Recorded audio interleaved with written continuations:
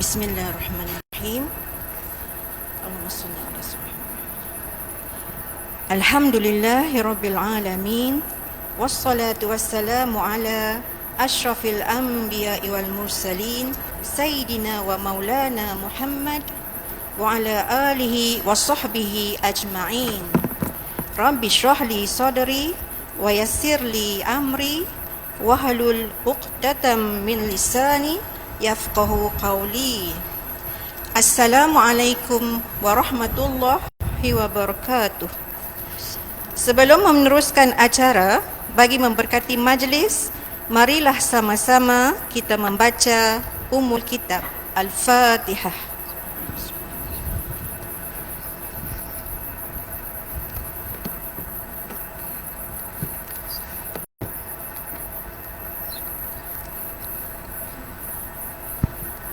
Alhamdulillah, bersyukur kita kepada Allah Subhanahu wa taala kerana dengan kurnia dan inayahnya dapat kita bersama-sama berkumpul pada petang hari Jumaat yang penuh barakah ini.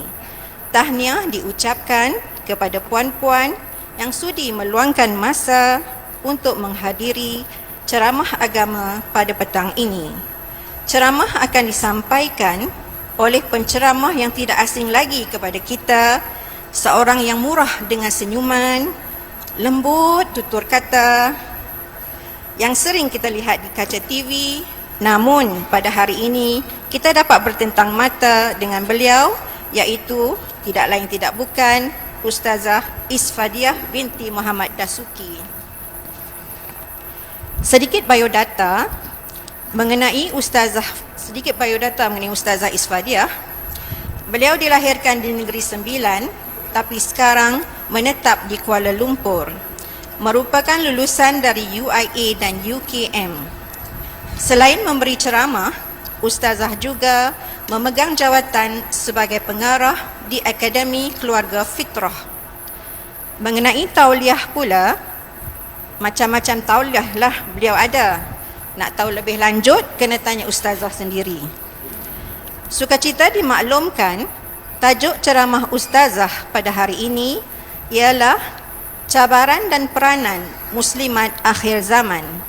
Tajuk yang dikirakan sangat bertepatan dengan situasi masa kini. Tanpa membuang masa lagi, majlis dengan sukacitanya menjemput Ustazah Isfadiah bagi menyampaikan ceramah beliau. Dengan segala hormatnya dipersilakan.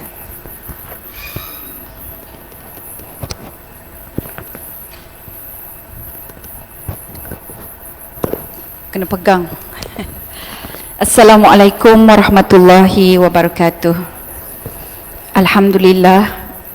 Alhamdulillahilladzi arsala rasulahu bil huda wa dinil haq liyudhhirahu 'alad dini kulli wa kafa billahi syahida. Wassalatu wassalam ala rasulillah wa ala alihi wa sahbihi wa mawalah. Allahumma aftah alaina futuhal arifin warzuqna fahman nabiyyin wa ilhamal malaikatal muqarrabin birahmatika ya arhamar rahimin. Rabbana zidna ilman nafi'ah. Amin ya rabbal alamin. Terima kasih kepada pengerusi majlis kita, seluruh ahli jawatan kuasa Masjid Al-Abrar, seterusnya muslimat, tetamu-tetamu Allah yang ada di tengah hari panas yang terik terpacak matahari, tapi tetap juga hadir ke majlis ilmu ini, dan saya merasakan cukup bangga dan juga kagum dengan semangat yang dimiliki oleh puan-puan sekalian. Mudah-mudahan Allah mengangkat kita punya amalan ini dan menjadi sebagai satu perlindungan lah daripada api neraka, insya-Allah. Amin ya rabbal alamin. Baik, kita ada dalam tempoh masa tak banyak. Pukul 3 kita kena berhenti pukul 4. Asar pukul berapa sini? Saya dah jamak. 4 4:23. Okey, so pukul 4 tu memang saya dah kena berhentilah okey. Jadi puan-puan yang dikasihi, mari kita lihat apakah dia cabaran dan juga peranan wanita akhir zaman. Cabaran akhir zaman ini kita boleh katakan 5 perkara. Saya terus straight to the point Perkara yang pertama adalah pengaruh-pengaruh luar. Pengaruh luar daripada cara hidup Islam. Jadi pengaruh itu sangat menggoda kita sampai kita tak boleh nak tolak. Contoh ya puan-puan, pengaruh luar ini, cara hidup dia adalah make up contohnya.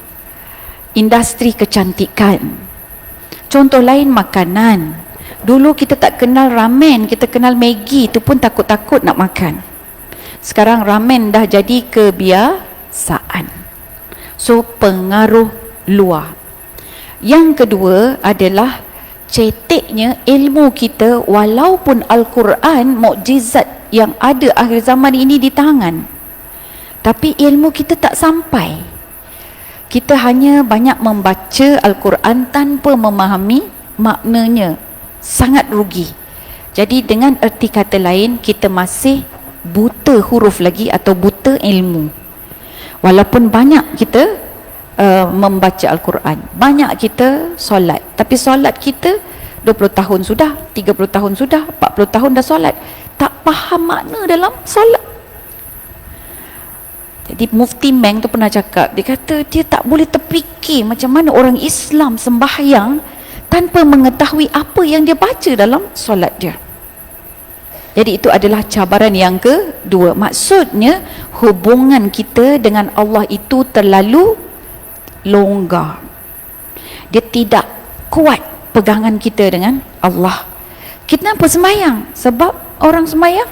Macam tu. Jadi solat kita itu tidak boleh menjamin kekuatan kepada diri kita. Sebab tu kalau kata macam mana nak berhadapan dengan cabaran ni, wasta'inu bis sabri was salah.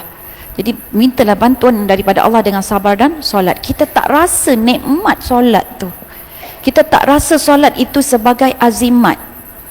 Lebih percaya tangkal lagi daripada solat. Lebih percaya kata-kata orang lagi berbanding solat. Itu cabaran kita.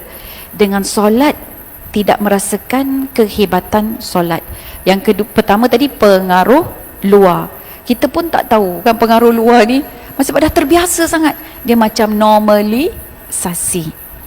Yang ketiga, cabaran akhir zaman adalah kita ada tambahan dunia baru. Tambahan dunia baru. Yang kita tahu dulu, dunia kita inilah yang kita berpijak, betul tak? Satu. Kemudian kita menuju dunia akhirat, betul? Tambah satu lagi, dunia apa kak? Dunia apa sekarang ini?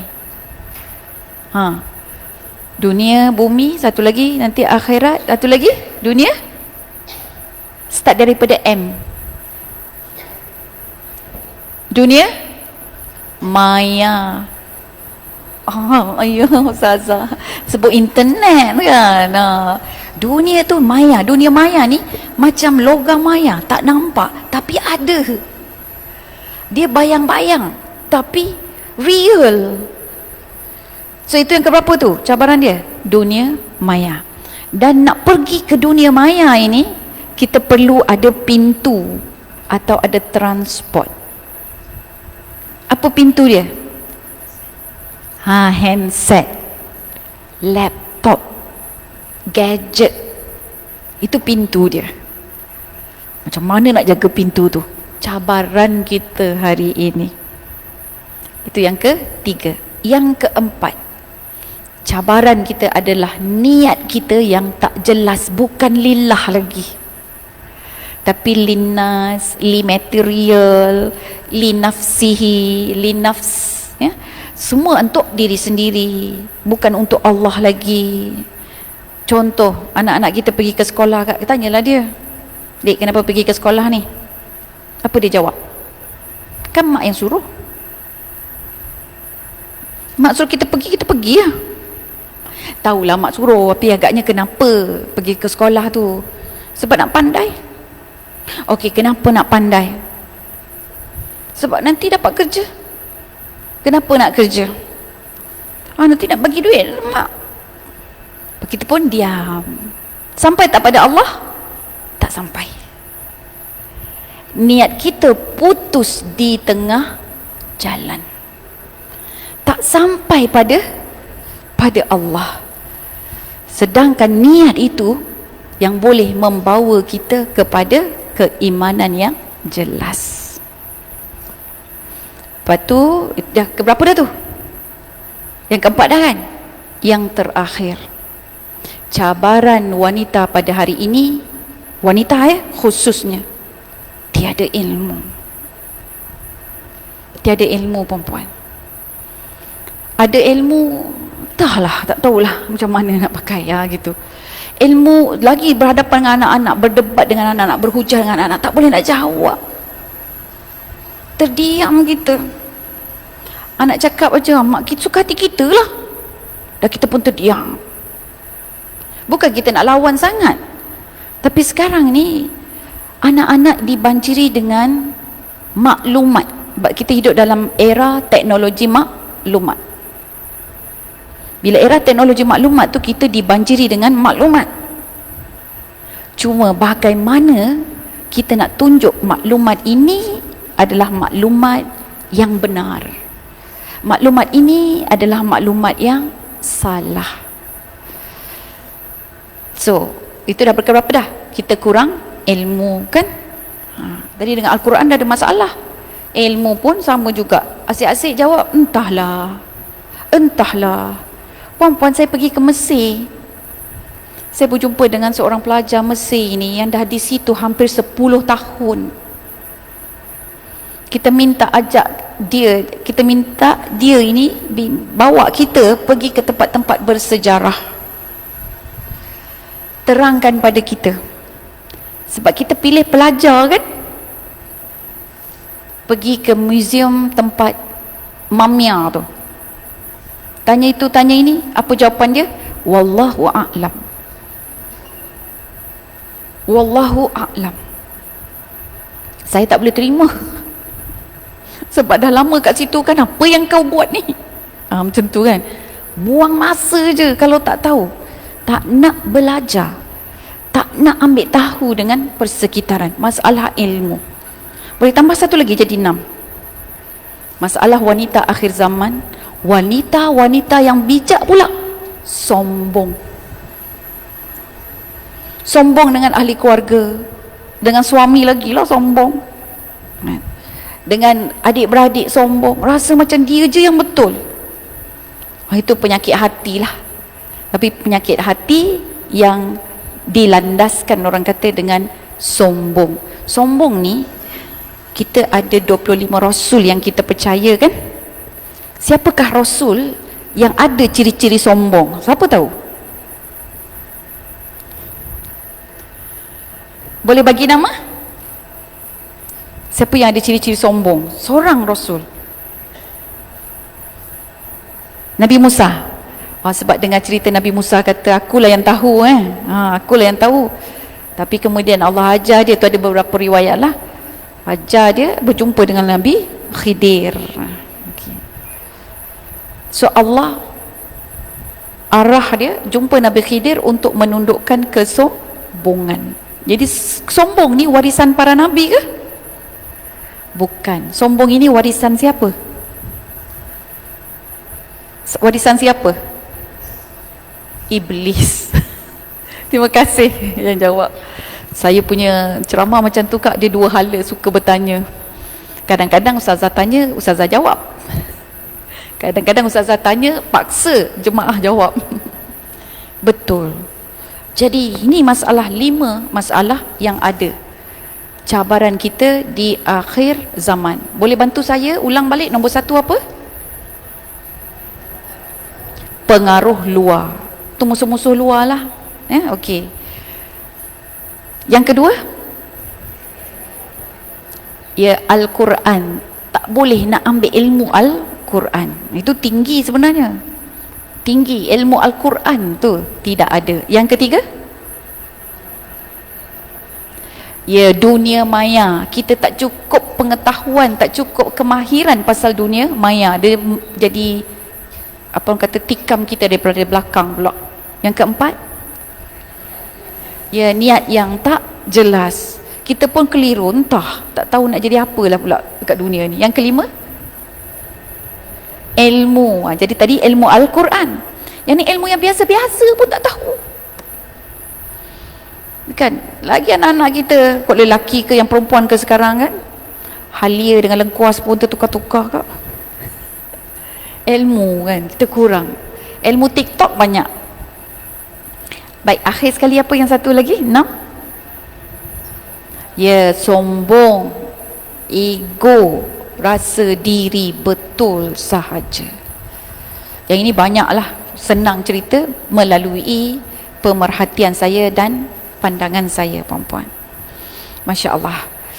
Mari kita lihat apa pula peranan wanita di akhir zaman. Dengan melihat kelima-lima cabaran ini, apa yang perlu kita lakukan? Nombor 1, betulkan niat balik. Tadi daripada 5 tu kan ada masalah satu niat tu kan. Ambil yang tu, betulkan dulu niat. Betulkan niat dan kena faham kita ini hidup di atas dunia untuk apa? Kerana Allah. Inna salati wa nusuki wa mahyaya wa mamati lillahi rabbil alamin. Bukan kerana kita nak kaya, nak harta ke, kita nak orang puji kita ke. Sebab watak sekarang ini orang-orang kan, anak-anak muda kadang-kadang malas dah belajar, dia nak jadi influencer. Bila dia share dekat social media tu, yang like dia 3 orang, 3 je yang like. Sedih dah, stres. Banyak tak dengar stres sekarang ni? Anxiety, dengar, nampak? Sebab apa perempuan? Niat. Bila niat tak jelas, cara berfikiran tak betul, itu yang payah. Nak betulkan cara pemikiran ini susah perempuan. Contoh cara pemikiran kan. Kita tengok sekarang ni bagaimana Israel menjajah Gaza, menjajah orang-orang Islam di Palestin. Apa dia buat kepada orang-orang Palestin? Nak tak kita berada di bawah pimpinan Israel? Tak nak kan? Tapi sebenarnya tengok, ada sudut pandang lain, dan pandangan lain itu adalah betul. Cuba dengar ini cara orang beriman berfikir. Apa katanya? Selama ini aku melihat Gaza dijajah Israel, tetapi semakin ku tatap peperangan yang berlaku, baru aku tahu Israel menjajah seluruh dunia kecuali Gaza. Nampak tak? Betul tak dia cakap? Betul kan? Itu sudut pandang. Bila niat kita betul kerana Allah, kita akan nampak cara fikir kita berbeza. Alah, kalau misal kata sikit-sikit gaduh dengan anak ke, dengan suami ke, dengan adik-beradik ke, kita tak nampak benda itu sebagai suatu masalah yang besar. Sebab ada lagi masalah yang cukup besar. Perempuan, rumah kita rendah kan? Kita tak nampak ni, nampak jiran sebelah, jiran depan rumah, jiran kiri, jiran belakang. Tapi cuba naik dekat sini, menara apa? Apa ada menara kat sini? Kat Kedah. Menara Al-Usta. Naik menara Al-Usta. Jangan fikir yang gayat.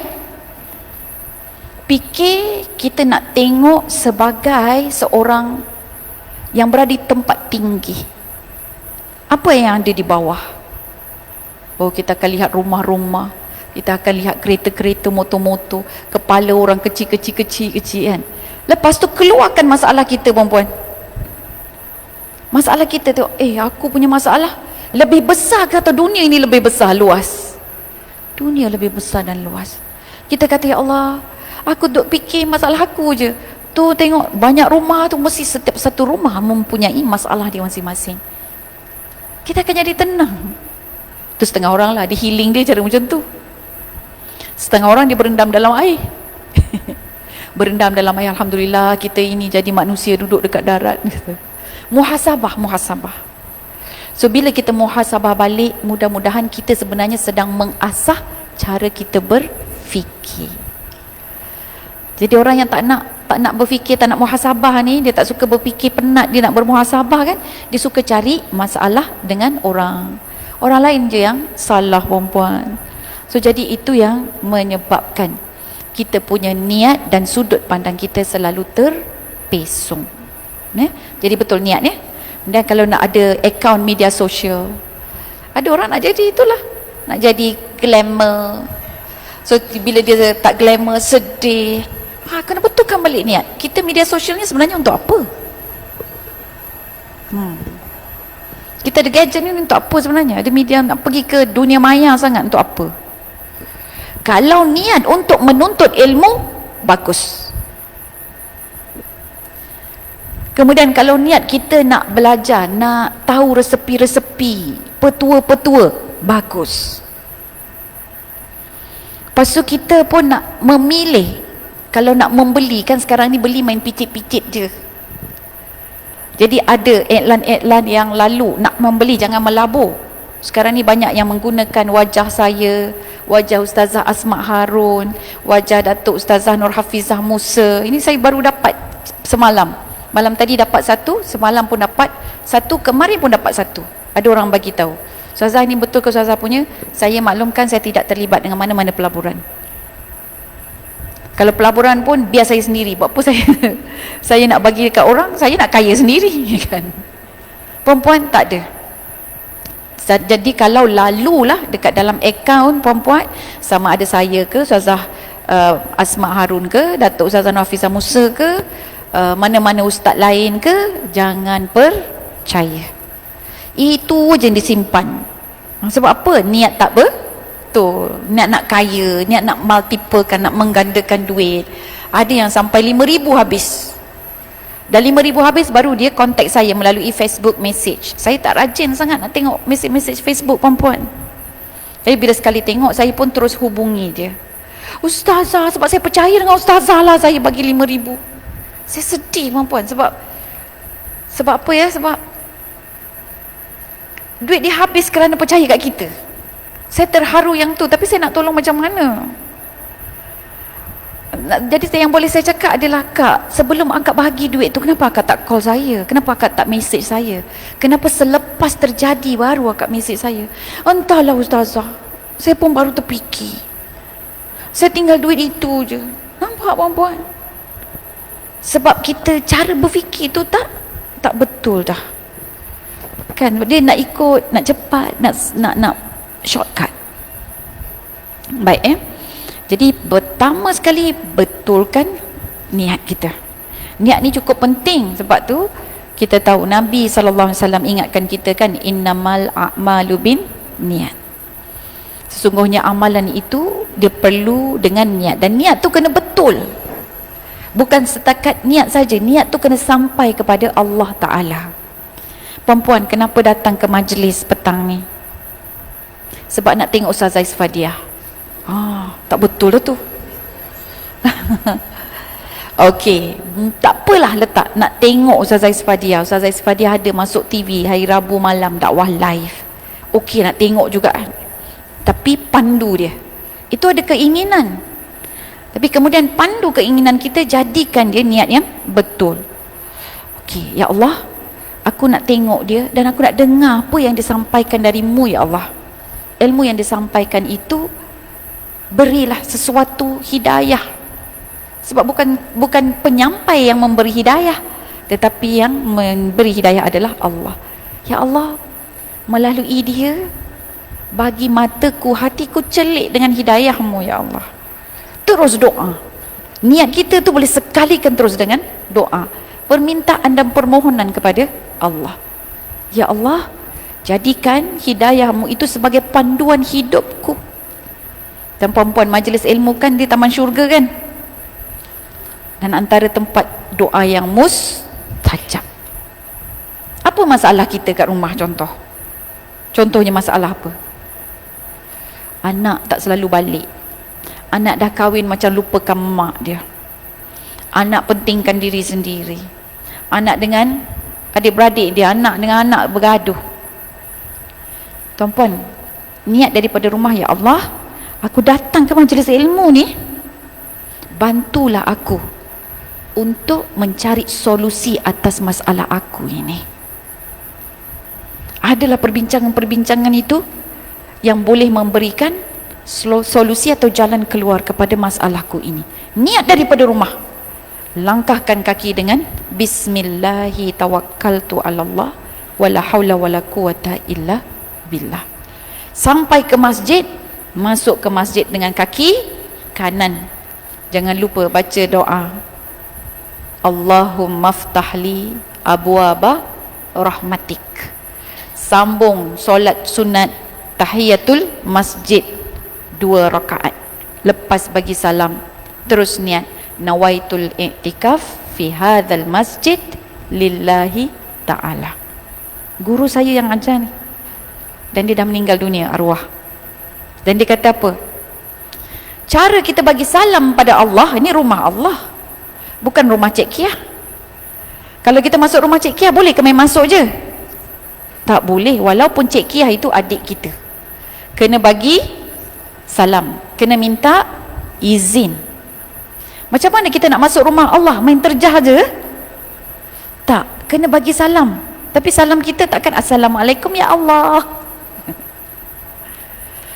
Cara kita adalah dengan tahiyatul masjid. Solat sunat tahiyatul masjid, baca doa. Jadi tuan guru saya kata, seandainya kamu masuk, kamu tak buat 3 benda itu, kaki kanan, doa, solat masjid, niat iktikaf, 4 benda tu, keluar balik, masuk kembali, buat semula. Ya, sebab kita ni perempuan kan, kita jarang-jarang kan datang masjid tu, ikutlah kalau ada pengajian. Saya beberapa kali lupa perempuan. Bila tuan guru saya ingatkan macam tu, saya keluar balik. Lepas tu masuk, tengok langkah kaki kanan. Lepas tu baca doa. Lepas tu buat tahiyat dan kemudian iktikaf. Tu tengok tu.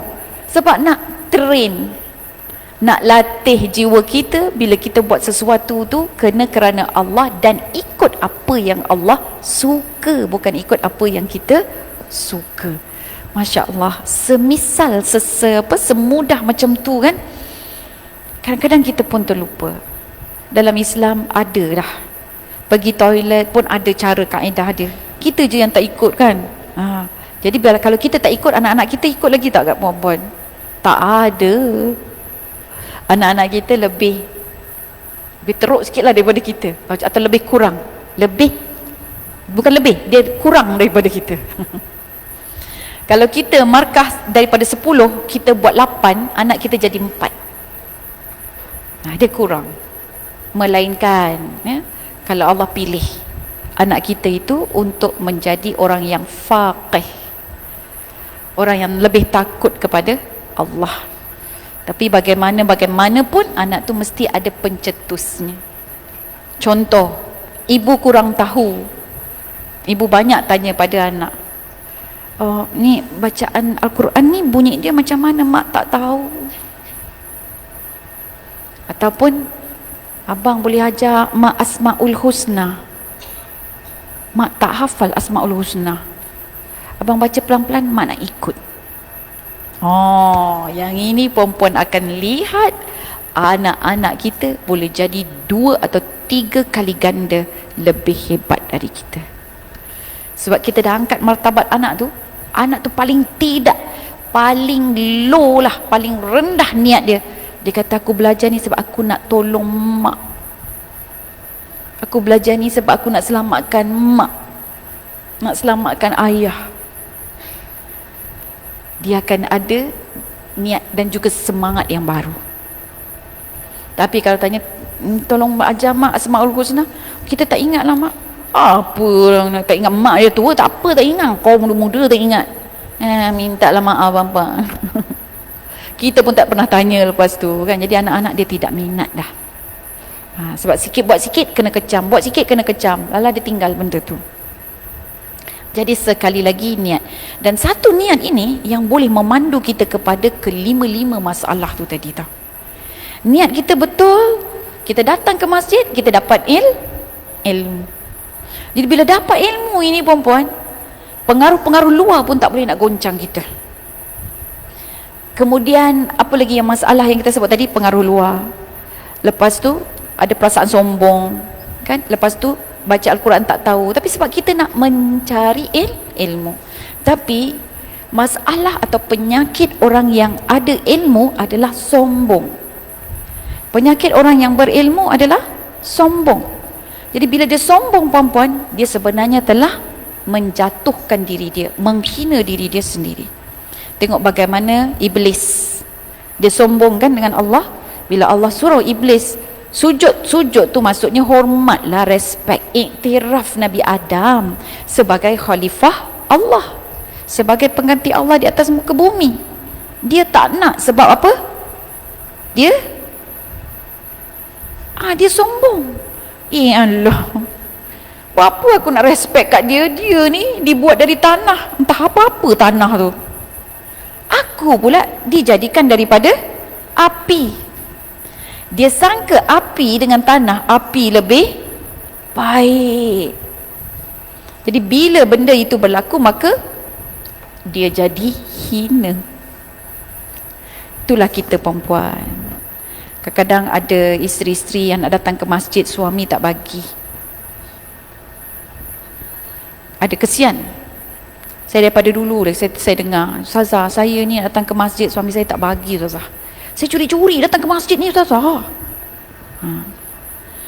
So lepas tu saya pun fikir balik, kenapa Lepas tu tanya-tanya, tengok ada pula suami yang bagus, siap hantar lagi, siap si isteri tu salam cium tangan suami lagi, siap nanti suami jemputlah pula. Tak pun datang sama-sama, suami duduk ujung, isteri duduk sini. Ada juga yang berdua-dua tu kan. Rupa-rupanya memang ada perbezaan. Apa masalah dia? Yang pergi berdua-dua ini, dia saling menghormati perempuan.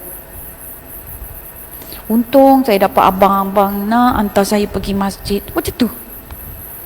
Yang tadi yang tak bagi tu sebab apa? Bila balik je, mula sindir, kuat menyindir suami. Balik-balik penat-penat macam ni, tengok muka dia sesak nyawa. Abang, kan hujan, tak boleh angkat kain ke? Saya kan menuntut ilmu. Dah tahu hujan, ada telinga kat mana? Takkan tak dengar. Kot hujan turun tu dah basah dah kain.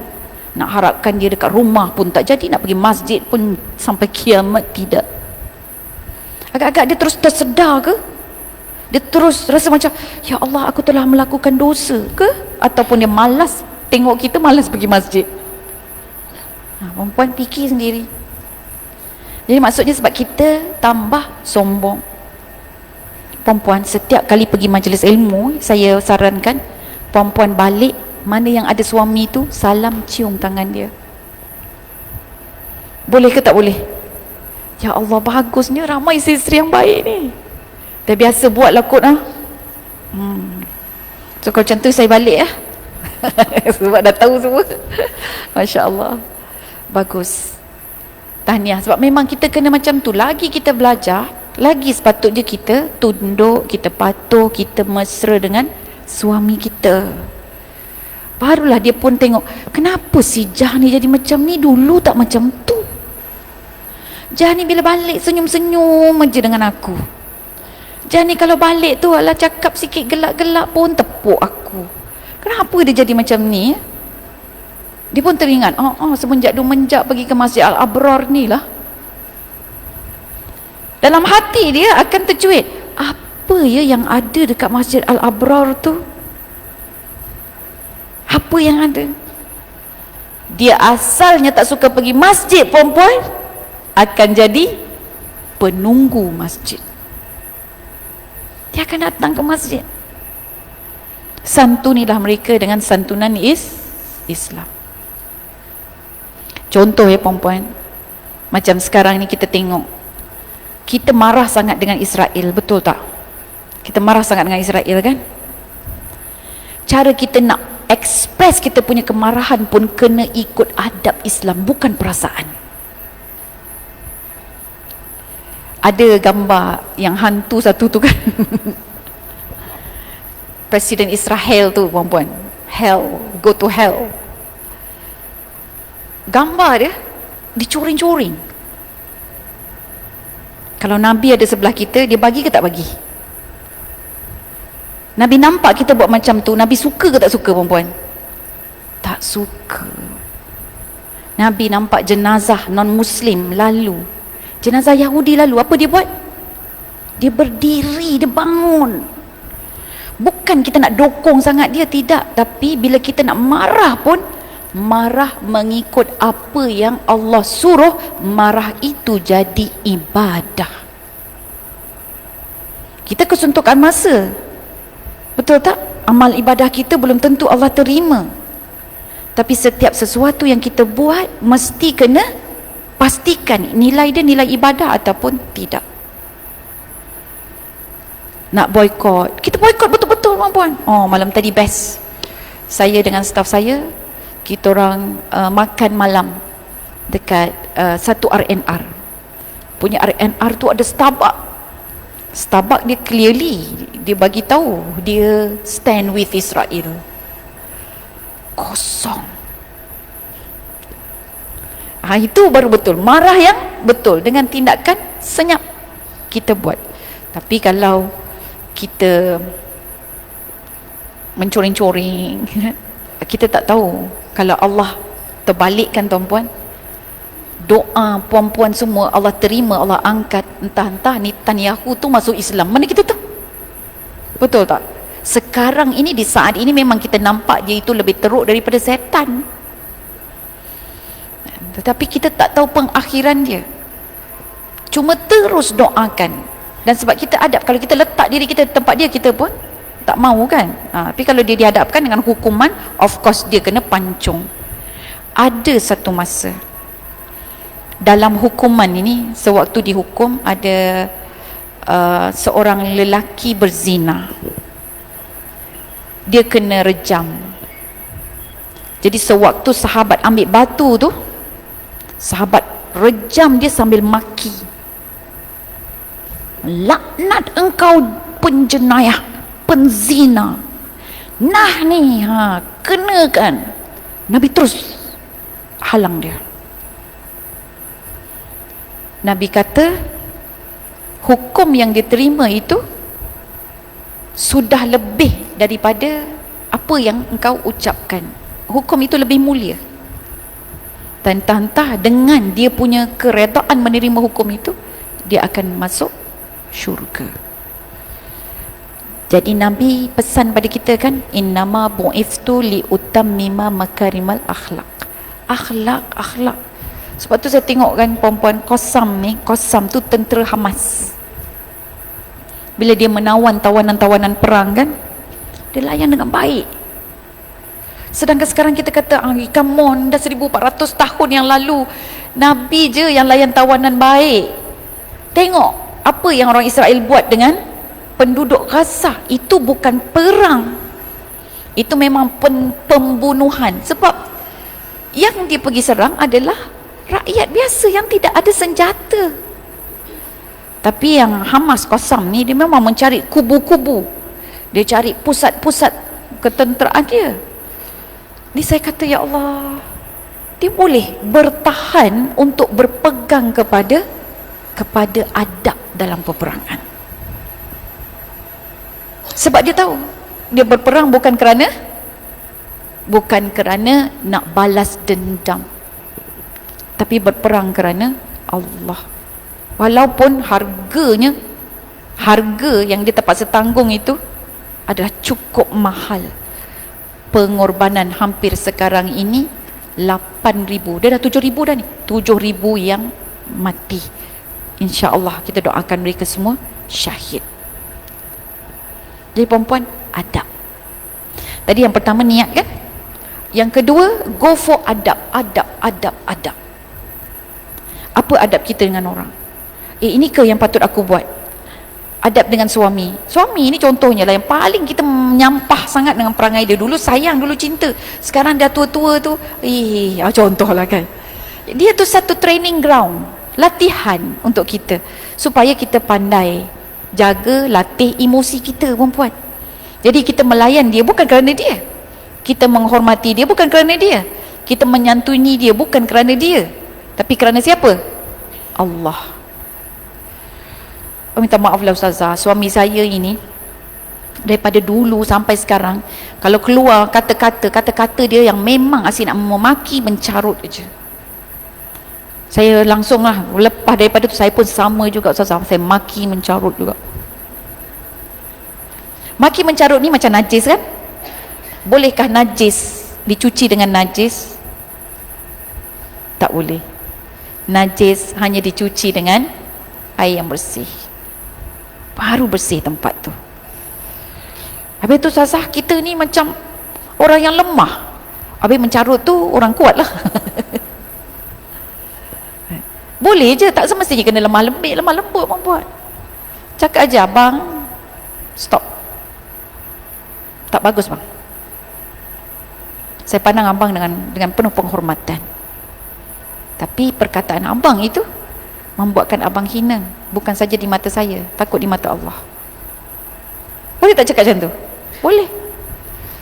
Ni dia kalau cakap, memanglah kau isteri si, ya si, faham, jangan sambung. Faham tak apa yang saya nak sebut tu? Kita pun kata, abang lah yang si, gitu. Dia dah sama. Bila sama, tak ada perbezaan. Ya Allah, kita tetap akan diuji, ya. Jadi nombor satu, niat. Yang kedua, peranan kita ini adalah pada adab dan akhlak. Seorang ibu yang tidak ada akhlak, dia tak mungkin melahirkan anak yang berakhlak. Dia tak rasa benda itu penting, perempuan. Saya sudah melalui beberapa keadaan, situasi di mana anak mencuri. Ya, dulu mengajar kan kat universiti, anak mencuri. Saya telefon ayah dia angkat. Saya bagi tahu, tuan, anak tuan ni kita dah tangkap dan dia juga membuat pengakuan dia mencuri. Curi apa tu madam? Dulu madam kan. Curi apa tu madam?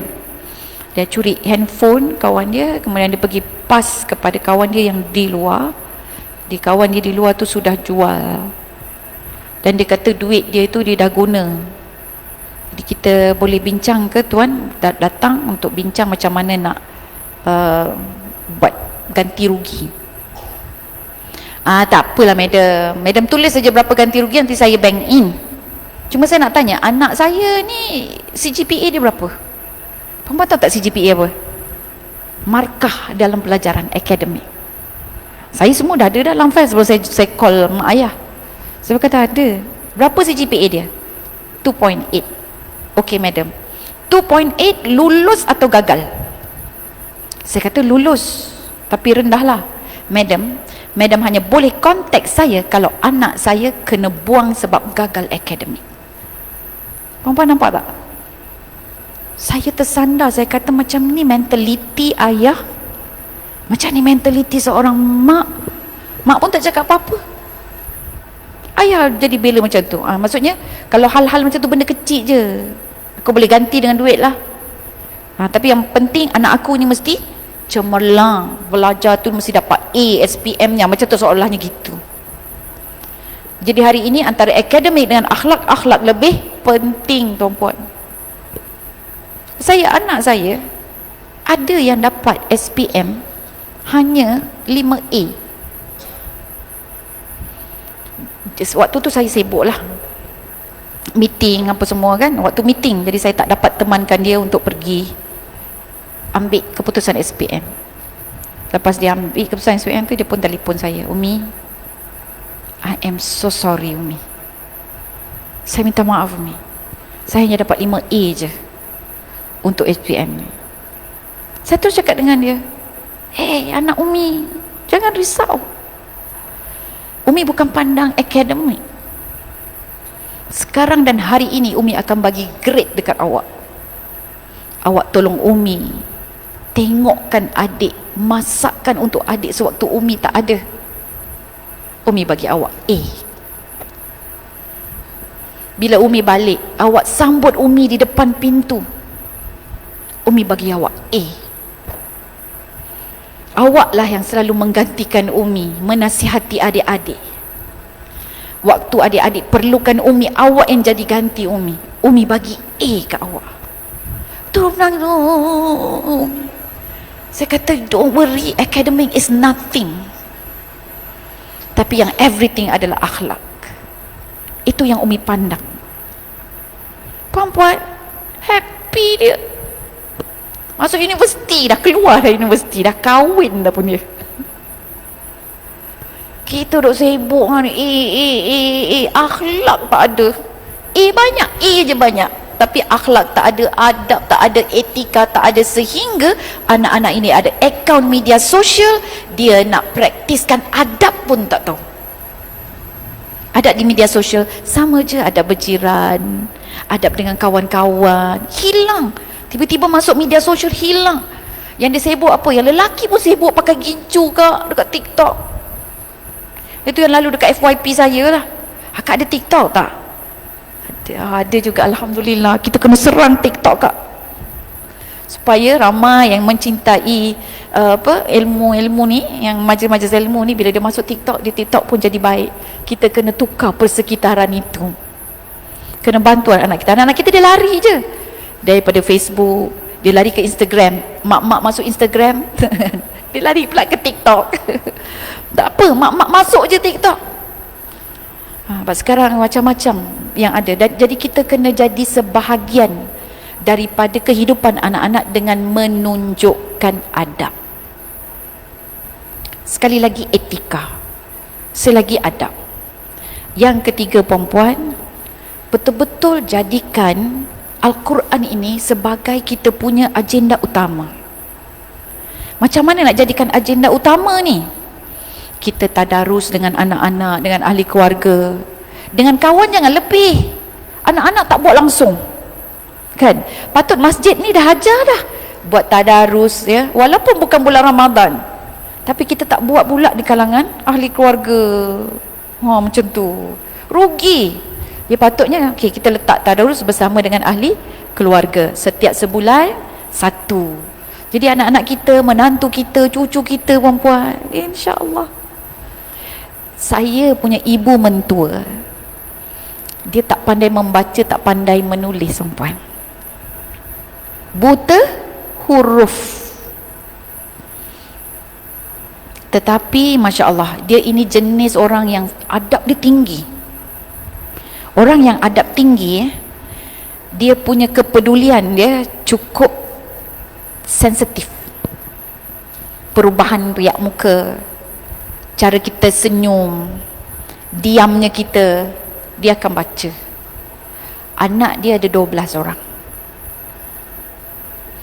Menantu dia sekarang ni ada 10 orang. Kalau kami berkumpul beramai-ramai itu kan, biasanya dia akan duduk dekat ni arwah menantu saya, arwah mentua saya. Duduk dekat dengan siapa? Dengan mana menantu yang nampak macam terasing, dia akan duduk dengan menantu tu. So menantu yang pandai bawa diri apa semua tu, dia akan tegur, meramah-ramah je lah. Tapi yang dia akan duduk, temankan, tengok menantu yang macam bawa diri, yang mengasingkan diri. Perempuan, cara dia menyelesaikan masalah satu je. Dia nak satu padukan anak, nak kesatuan, nak didamaikan, nak diharmonikan. Tu dia, tu adab. Dia tak pernah mengadu kalau ada masalah dengan anak lain. Kalau ada masalah betul-betul, ya, dia mengadu dengan, mungkin tengok siapa yang boleh bantu dia, seorang tu saja. Dan kalau di kalangan kita mengumpat-ngumpat lah kan, jadi makcik bawang ke kan, dia duduk ke sebelah, diam-diam dia berdiri, dia bangun, dia tinggal. Saya perasan, perempuan. So di saat arwah mentua saya bangun aja, saya tahu, okey, kita punya perbahasan ini sudah di luar batas. So kita tahu, Masya Allah, ada anak dia yang dia kahwin, dapat isteri yang selalu berada di luar rumah, pergi ke sana, pergi ke sini, pergi ke sana, pergi ke sini. Lepas tu dia cakap dengan mak dia, mengadu, anak dia mengadu dekat mak dia ni, mak, entahlah mak, nasib saya lah mak dapat isteri tak pandai duduk rumah, dah masak-masak tinggal, Saya lah seorang-seorang kat rumah. Kalau kita jadi mentua, agak-agaknya apa kita buat, Kak?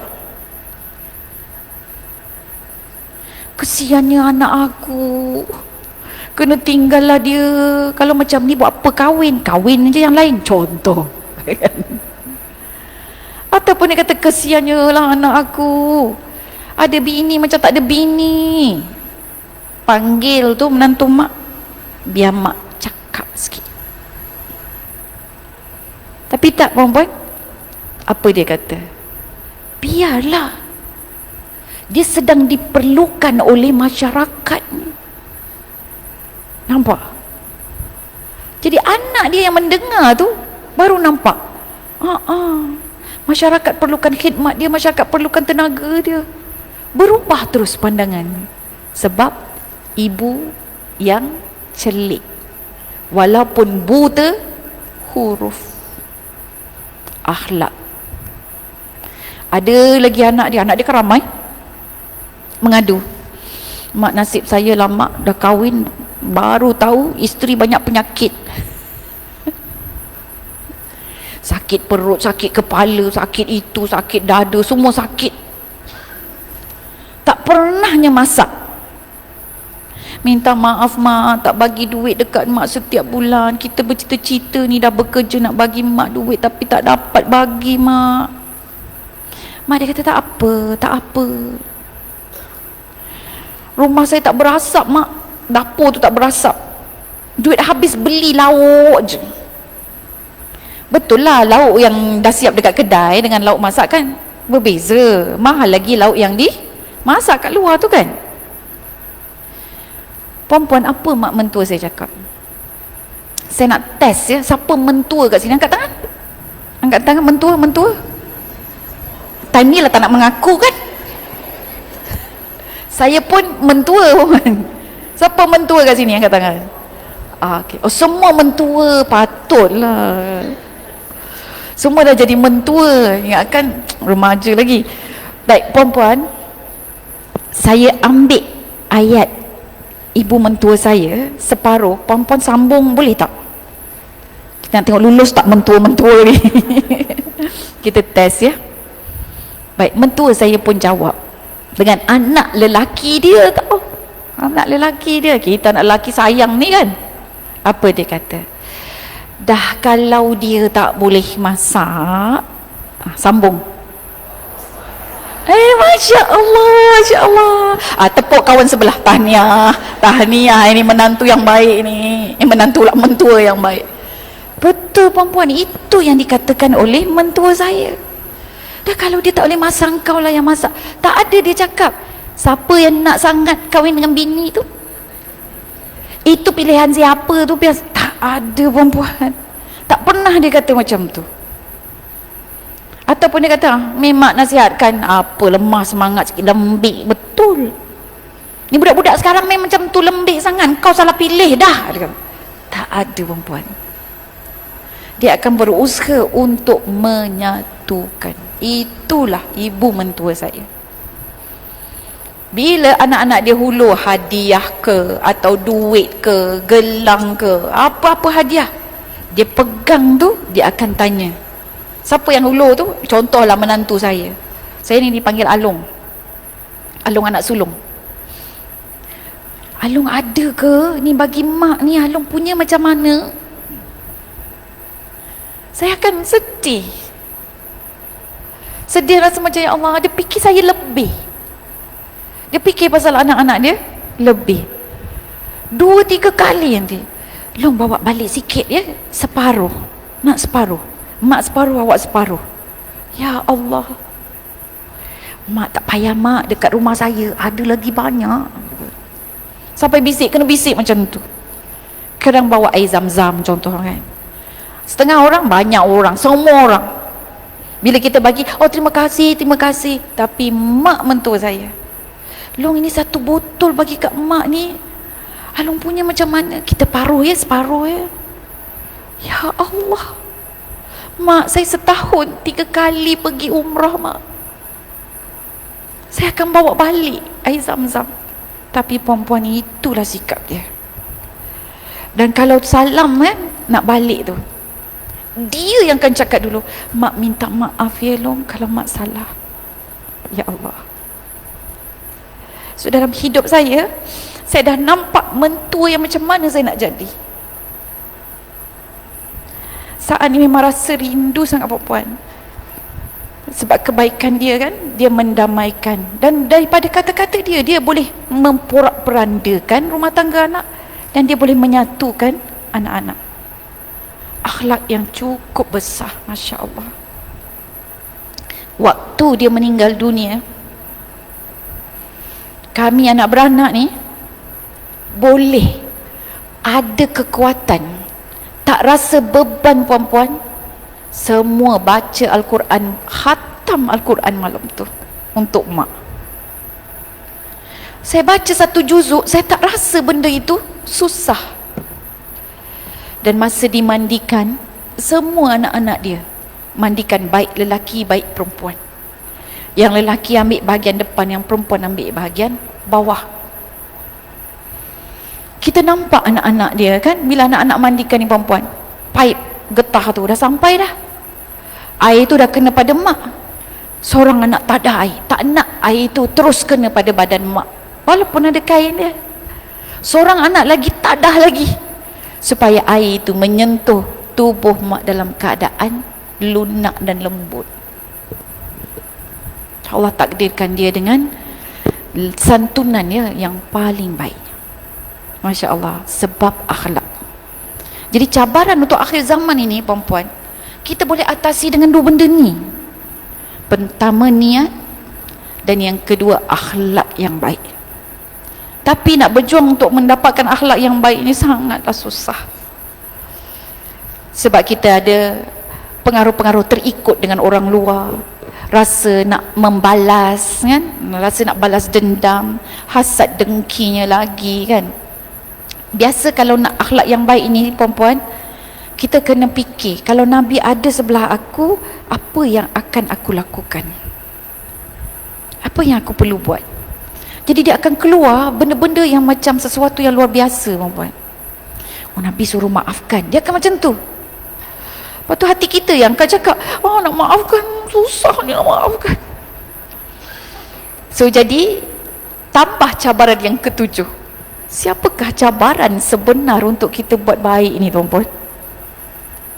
Siapa? Diri sendiri.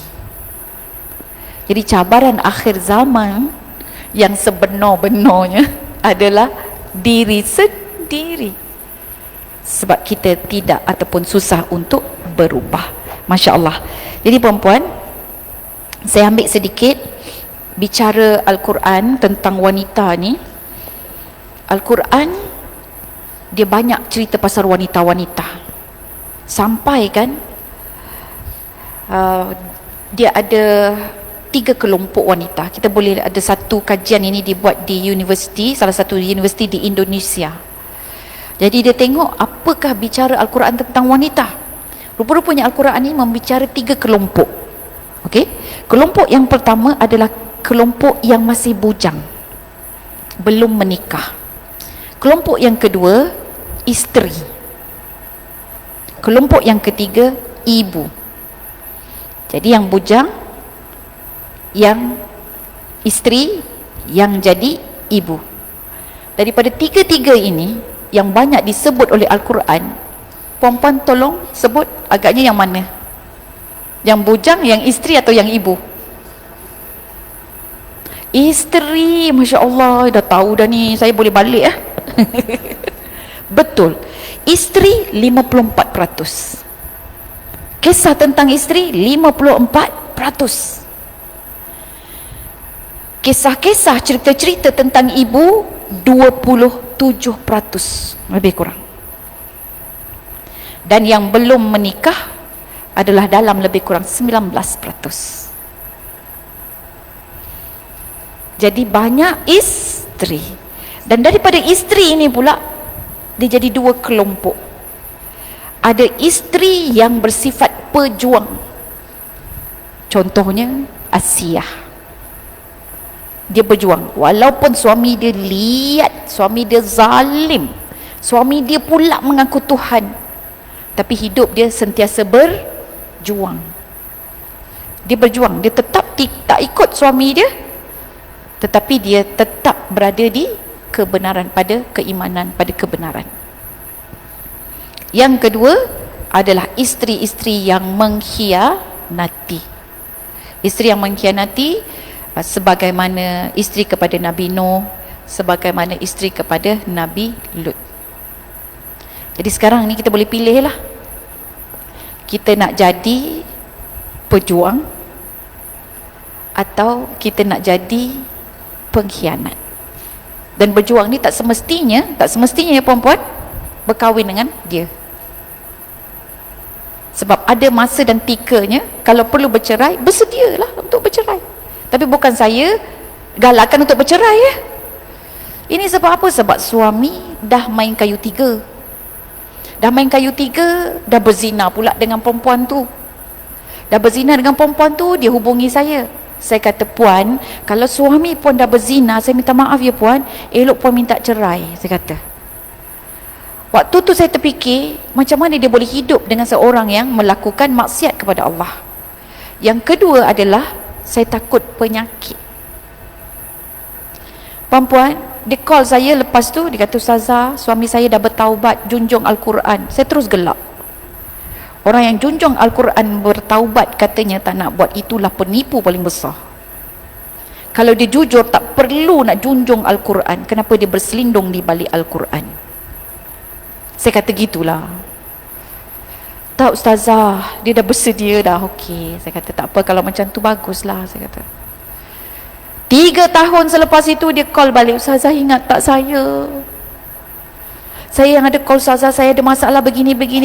Saya kata, oh ya puan, Ustazah saya sekarang mengidap penyakit kelamin. Saya nak cakap apa? Padan muka? Tak. Ingat, kalau Nabi ada di sisi kita macam mana? Apa kita buat kalau Nabi ada di sisi? Kita kena mendoakan,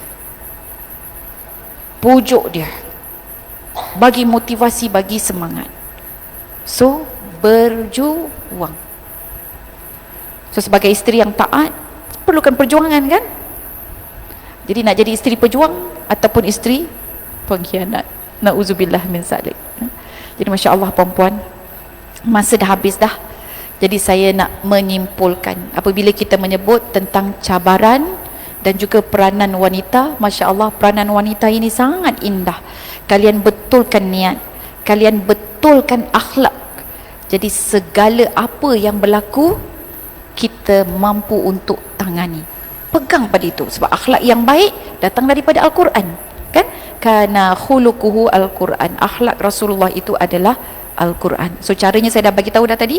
Bayangkan kalau Nabi ada, agaknya apa respon kita? Kalau Nabi ada di depan kita sekarang ni perempuan, agaknya macam mana kita? Macam mana respon kita? Macam mana cara kita duduk? Macam mana cara kita nak concentrate, nak fokus? Kan? So bayangkan kalau Nabi ada. Sebab susah sangat nak buat keputusan, selalu beremosi nak buat keputusan. So bayangkan kalau Nabi ada, Nabi suruh aku buat apa ya? Kadang pemikiran berbeza, perasaan lain, tapi ikut apa yang pemikiran dan iman. Dan perlu apa kita lakukan? Korbankan perasaan dan emosinya. Jadi wallahu ta'ala a'lam. Saya mohon ampun dan maaf ya perempuan kalau ada salah dan silap. Di bawah sana ada kaunter jualan. Saya ada bawa buku-buku, sesiapa yang nakkan ilmu tentang parenting. Yang simple ada, yang agak tinggi, high level pun ada. Prophetic parenting, cara didik anak-anak dengan mengikuti Nabi Muhammad SAW. Itu pun buku rujukan saya, cuma dia ada hadis-hadis yang tidak dihuraikan. Takut kita tak berapa faham. Tapi kalau ustazah-ustazah yang boleh akses ya pada ilmu, no problem, boleh ambil. Dan saya juga ada bawa tudung yang saya pakai ni perempuan, tudung labur, boleh terus. Ini yang selalu pergi umrah, dia akan dapat lah ya, dengan saya. Yang ini dalam harga RM70. Kalau tak harga dia RM109. So sebab nak datang ke Kedah ni, jumpa dengan wanita-wanita muslimah yang Masya Allah bercahaya wajahnya, saya kata bang, kita turunkan harga bang, RM30 jadi RM70 sahaja. Boleh pakai untuk sembahyang. Cuma nanti bila beli, dekat dalam tu ada tali tau, tali yang bahagian belakang ni, sebelah dalam tali tu letak di belakang tengkuk kita, dan boleh simpul adjust ikut kedudukan bahu kecil simpul lagi panjang, lagi banyak. Kalau bahu besar bidang, dia sikitkan. Apa tujuan bahu? Tak perlu ada brush, dan dia boleh buat scallop. Tiba-tiba pula jadi model tudung Maman. Tak, sebab saya rasa yang buat ni engineer, yang design ni dia engineer. Saya kata Masya Allah, idea daripada Allah tu kan. Jadi sangat baik, kita boleh cover aurat kita dengan baik, dan nak sembahyang pun senang. Jadi tu saya kata, saya bantu, apa awak buat, saya tolong jualkan. Okey, jadi ada di luar sana. Saya mohon sekali lagi ampun dan maaf. Aku qauli hadza wa astaghfirullahalazim li wa lakum. Wabillahi taufiq wal hidayah. Wassalamualaikum warahmatullahi wabarakatuh. Bismillahirrahmanirrahim. Alhamdulillahirabbil alamin, hamdan hamidin, hamdan syakirin, hamdan yuwafi ni'amahu wa yukafi'u mazidah. Ya Rabbana lakal hamdu kama yanbaghi li jalalikal karim wa azimi sultanik. Allahumma inna nas'aluka salamatan fid din wa afiyatan fil jasad, wa ziyadatan fil ilm wa barakatan fil rizq, wa taubatan qabla al maut, wa rahmatan indal maut, wa maghfiratan ba'dal maut. Rabbana zalamna anfusana wa illam taghfir lana wa tarhamna lanakunanna minal khasirin. Rabbana fil lana dzunubana wa liwalidina warhamhuma kama rabbayana shaghira. Allahumma antas salam wa minkas salam. Tabarakta Rabbana wa ta'alaita ya dzal jalali wal ikram. Sami'na wa ata'na ghufranaka Rabbana wa ilaikal masir. Allahumma ansur juyushal muslimin wa asakiral muwahhidin wa ahlikil kafarata wal rafidata wal mubtadi'ata wal musyrikin wa dammir a'da'aka a'da'ad din wansurna alaihim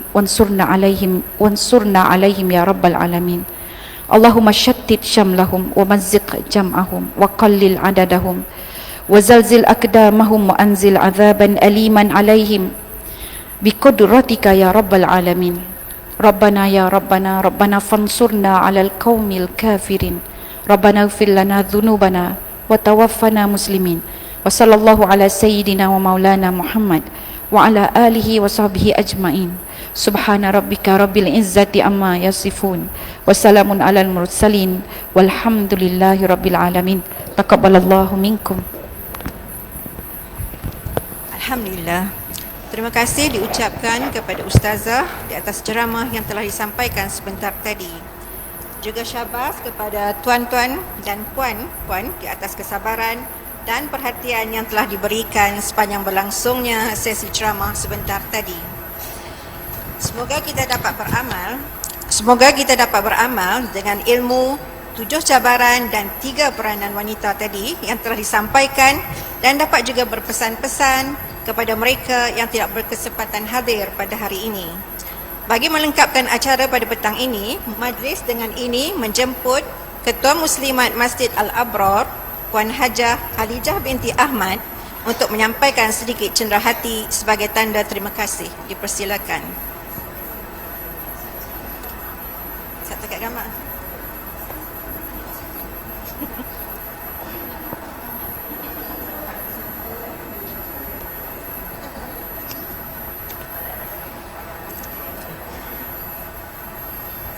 Dengan itu, berakhirlah sudah majlis kita pada petang ini. Ucapan terima kasih sekali lagi kepada Ustazah dan rombongan serta puan-puan yang telah sudi hadir. Mohon maaf atas salah silap saya. InsyaAllah ada rezeki kita akan berjumpa lagi. Ma'assalamah wa ilal liqa. Assalamualaikum. Kita tutupi majlis dengan tasbih kafarah dan suratul Asr. Bismillahirrahmanirrahim. Subhanakallah bihamdika asyhadu an la ilaha illa anta astaghfiruka. Bismillahirrahmanirrahim. Ma'ash innal insana lafi khusr illa alladhina amanu wa amilus salihat wa tawassaw bil haqqi wa tawassaw bis sabr. Kepada perempuan yang nak ambil gambar, kita ambil gambar ramai ya. Sebab kalau tidak lambat. Sekali je satu gambar je.